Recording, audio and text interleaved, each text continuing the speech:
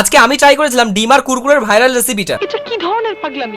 চলো তাহলে আর বেশি কথা না বাড়িয়ে এই ডিম আর কুরকুরের রেসিপিটা সর্বনাশ করা যাক। আর এই যে দেখো, এই রেসিপিটা বানাতে আমাকে সাহায্য করবে এই জিনিসটা। আর এটার যে কি গুণ, যারা হোস্টেলে থাকে তারাই একমাত্র বুঝবে। কি ঠিক বললাম তো? এবারে এই রেসিপিটা বানানোর জন্য কিছু ছোট ছোট কাজ করতে হবে, সেগুলো শেষ করে নিই। A few moments later. আর এবার দেখো, এই ডিম আর সমস্ত কাটাকুটি করা সবজিগুলোকে এই প্যাকেটে মিক্স করে নিতে হবে। কিন্তু এটা তো একটা বাটিতে রেখে করলেও করা যায়। যাই হোক ছাড়ো, ভিডিওতে এটাই দেখেছিলাম তো এটাই করা যায়। কিন্তু এটাই বুঝতে পারছি না পেঁয়াজগুলো এত বড় বড় থেকে গেলো কি করে, আমি তো ছোট করেছিলাম। তারপর তেল গরম হয়ে যাওয়ার পর আমি ওটা রান্না করতে দিয়ে দিলাম, বাট কেমন ভাবে রান্না করবো সেটাই ভুলে গেছিলাম। তাই যেমন ডিমের ভুজিয়া বানাই তেমন ভাবে নাড়াড়ি করছিলাম। আর গাইস প্লিজ, তোমরা আমার এই রান্না বান্না বাড়িতে বানানোর কথা একদমই ভাববে না, কারণ আমি নিজেও জানি না যে আমি এখন কি রান্না করছি। তারপর ফাইনালি আমাদের রান্না হয়ে যায়। আর এখন তো এগুলোকে চেনাই যাচ্ছিল না যে এগুলো কুরকুরে না অন্য কিছু। চলো এবার আজকের খাবারটা একে দিয়েই টেস্ট করাই। চলো এবার তোমরা হাঁ করো দেখি, হাঁ করো না থাক, পরে খাইয়ে দেবো। আজকের মতো বাই।